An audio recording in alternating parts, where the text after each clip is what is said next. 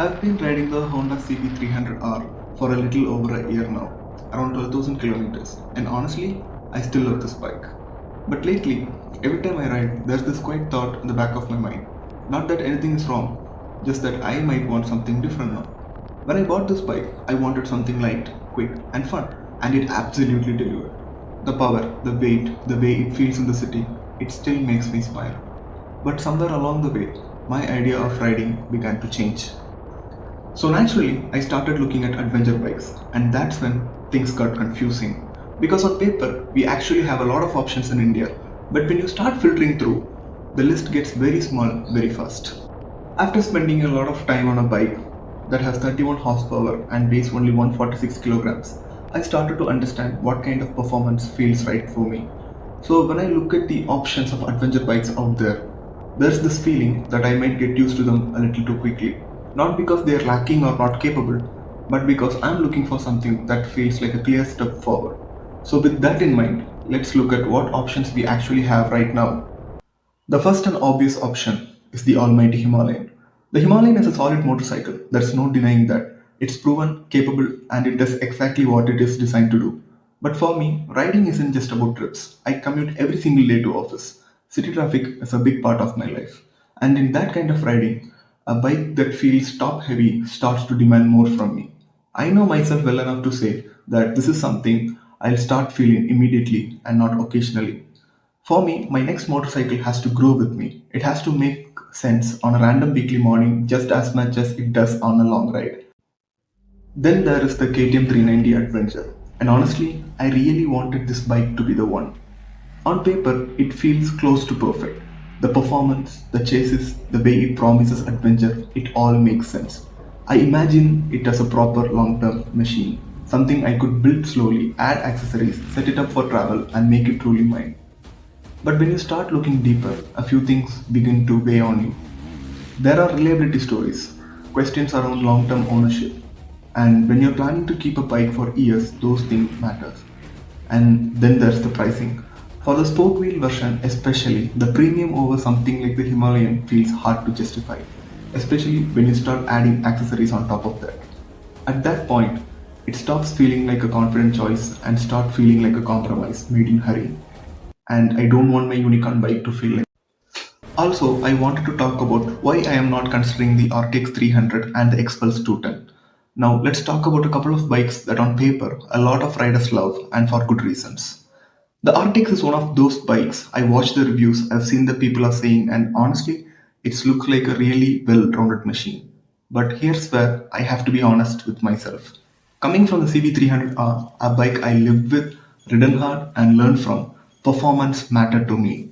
And while the RTX looked capable and sensible, at its core, it's still another 300 class engine. And I can't help but feel that I might get bored of it sooner than I expect, especially because I'm already used to the way my current bike performs. Similarly, the Hero Xpulse 210 has its own charm, lightweight, useful, fun in the right places. But again, when I think about the kind of power and engagement I want from my next ride, that just doesn't feel like a step forward for me. So it's not that these bikes aren't good, they just aren't what I'm looking for in my next long term adventure partner. Now let's talk about the waiting game. Everyone talks about the upcoming KTM twin cylinder or the BMW F450 GS. But when you start looking at things realistically, pricing, service cost, timelines, these bikes begin to feel very far away.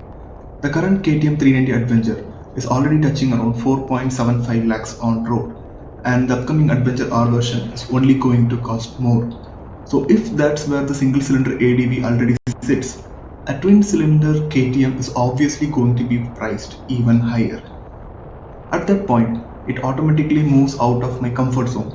Not because it isn't exciting, but because it simply doesn't fit the kind of budget I want to live with. Then there is BMW. I genuinely love the way the F450 looks, the design, the presence. It really gets me excited. But what holds me back is ownership. I've seen videos and I don't know how accurate all of them are. But even owners of the 310 GS talks about paying a lot just for regular service.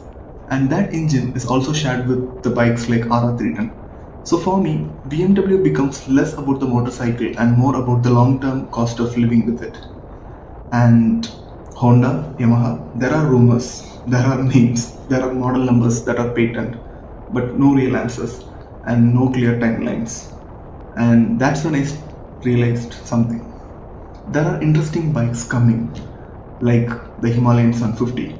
If that bike lands somewhere around 5.5 to 6 lakhs on road, which honestly feels realistic, considering where the Interceptor and the GT already sit, it could make a lot of sense as a true all rounder.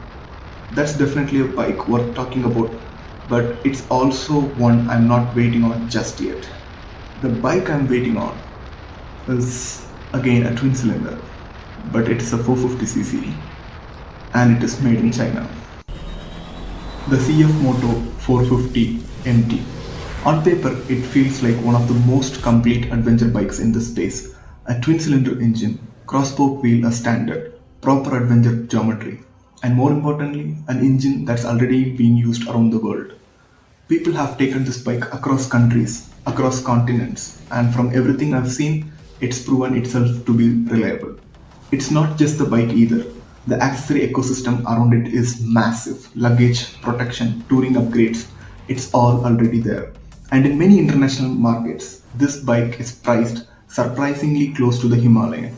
So if CF Moto brings it to India at a similar price, somewhere around the Himalayan or the KTM 390, I genuinely think this bike would sell really well. Of course, there are questions. CF Moto coming back to India means service, showroom reach, long term support. Those things matter just as much as the motorcycle itself. But from what I've been reading, CF Moto has been very clear this time. They are not treating India lightly anymore. If they come, they are coming in properly. Yes, the bike is on the heavier side, but from the reviews I've watched, that weight feels well managed, especially compared to bikes like the Himalayan 450. And for my kind of riding, mostly tarmac, with the occasional broken roads, that trade off actually makes sense. I'm not looking to ride extreme off road.